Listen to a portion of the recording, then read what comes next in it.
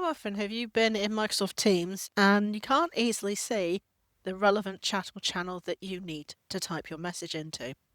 Let me show you a really useful tip that can help with this. Hi, I'm Michelle, a computer coach here sharing tips and tricks on your everyday software to make life just that little bit easier. Let's go into Microsoft Teams. This is my practice test account. Let me show you the tip that I'm talking about. This is called filter. For whatever reason, I think of it search. And that is here in the middle section where you've got the word chat. As you go across to the right, you'll see the three dots and then the magnifying glass that says show filter text box.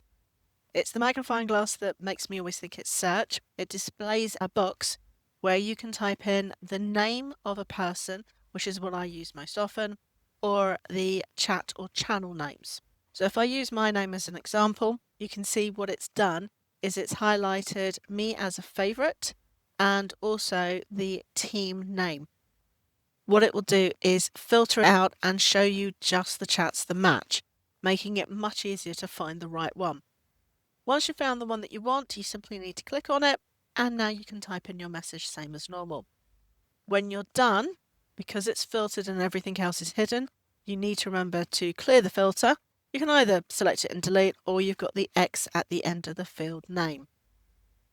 Personally, I'm finding this really useful in my day-to-day work, and I leave the filter displayed on the screen as long as I can remember, but it's really quick and easy to switch it on and off simply by clicking on the magnifying glass to open and close it. Try this out. I hope you'll find it as useful as I do.